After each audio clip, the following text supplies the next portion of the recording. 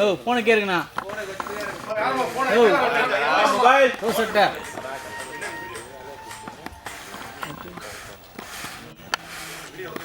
Okay okay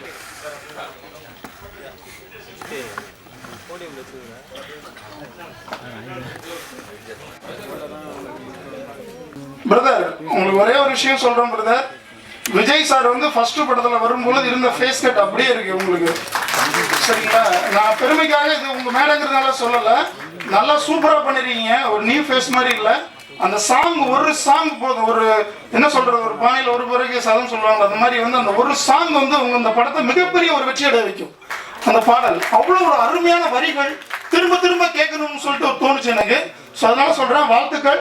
இன்னைக்கு வந்து youngsters ஹீரோவுக்கு வந்து ஸ்பேஸ் நிறைய காலியா இருக்கு, நிறைய காலியா இருக்கு. முன்னாடி எல்லாம் பாத்தீங்கன்னா உங்களுக்கு ரஜினி, கமல், விஜயகாந்த் இப்படி தானே பார்த்தோம். அப்புறம் வந்து பிரசாந்த் சார் பார்த்தோம், அஜித் சார் பார்த்தோம், நம்ம விஜய் சார் பார்த்தோம். இப்படி மூணு பேட்டர்னா வந்துட்டு இருந்ததுல தான் வந்து நம்ம தனுஷ் சார் எல்லாரும் வரும்பொழுது ரொம்ப ஸ்ப்ரெட் ஆச்சு ஹீரோக்கள்.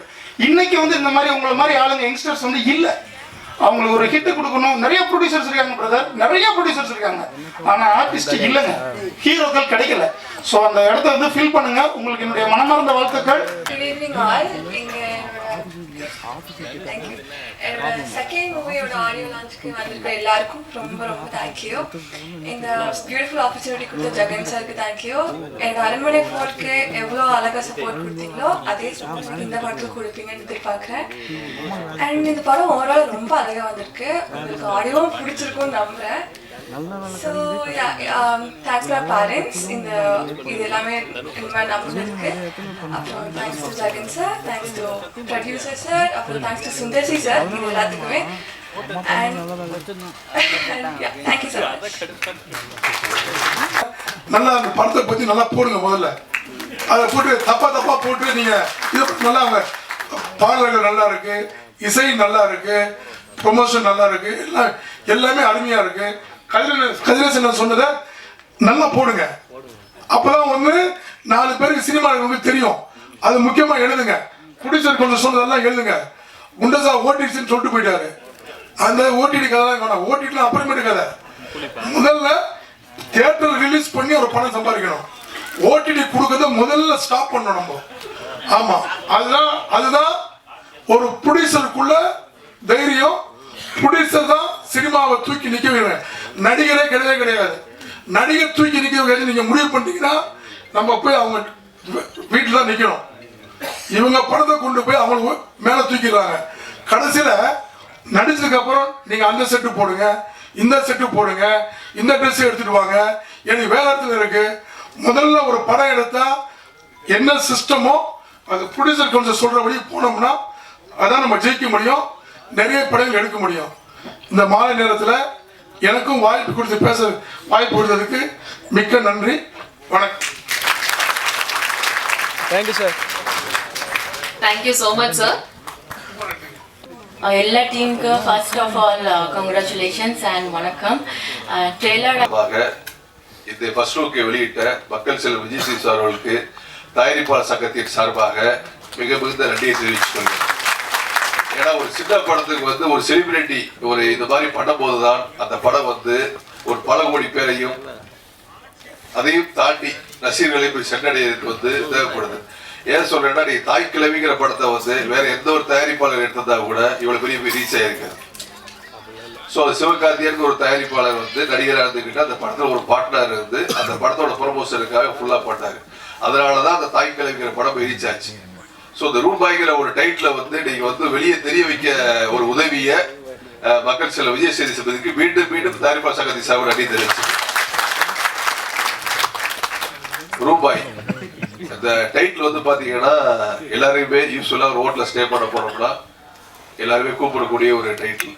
அந்த ஹோட்டலுக்குள்ள நடக்கக்கூடிய பல கதைகள்ல வந்து ஒவ்வொரு கேரக்டரையும் ஒவ்வொரு ஆஸ்பெக்டான ஆட்கள் வந்து தங்குவாங்க. அதை எல்லாத்தையும் பார்க்கக்கூடிய ஒரு கேரக்டர் தான் அந்த படத்துல வந்து ரூபாய் எனக்கு நினைக்கிறேன் வந்துட்டு உங்களுக்கு. அதுல ஒரு பெரிய ரொம்ப சந்தோஷமான விஷயம் என்னன்னா, அதோட தயாரிப்பாளர் பையன் சூரியகலா சந்திரமூர்த்தி பையன் அதில் அறிவிப்பாயிருக்காரு. ஸோ அதனால வந்து அவருக்கு இந்த நேரத்தில் வாழ்த்துக்களை சொல்லிக்கிறேன். ஏன்னா ஃபர்ஸ்ட் படம் பண்ணியிருக்காரு. அவர் தொடர்ந்து வெற்றியை கொடுக்கணும். ஒரு படத்தை எடுக்கும் போது ஒரு தயாரிப்பாளர் கிட்டத்தட்ட பார்த்தீங்கன்னா ஒரு 200 பேர் 300 பேருக்கு மேலே வேலை கொடுக்குறோம்.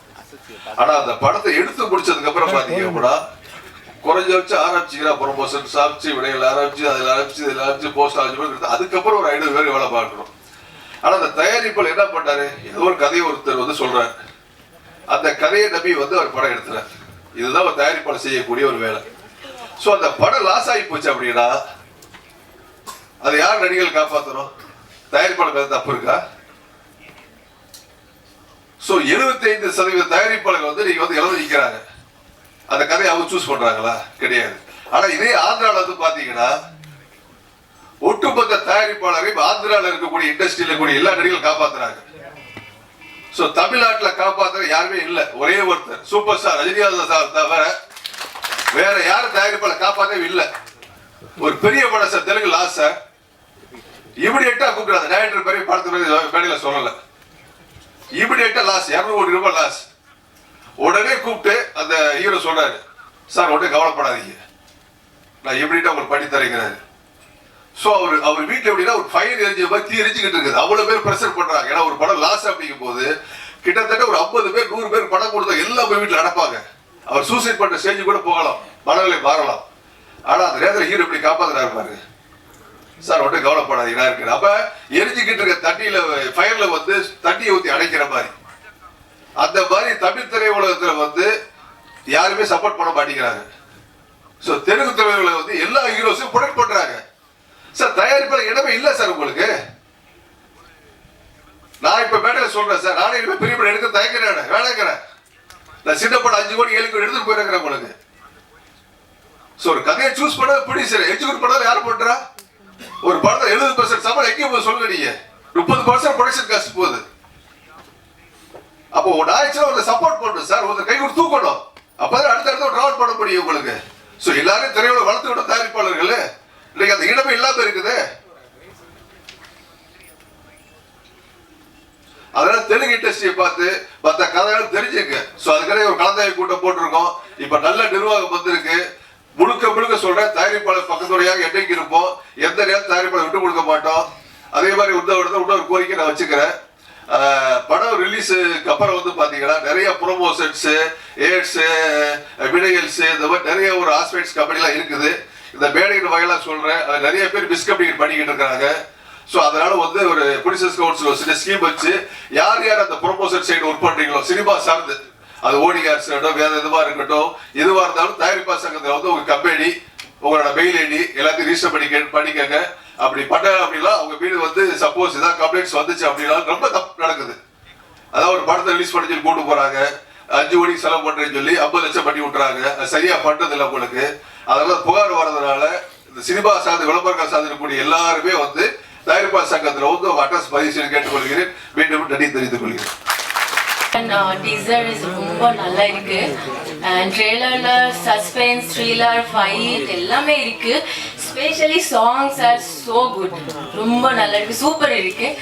So hope it's going to be super hit and கண்டிப்பாக சக்ஸஸ். அண்ட் தேங்க்யூ, நன்றி, வணக்கம். Thank you so much.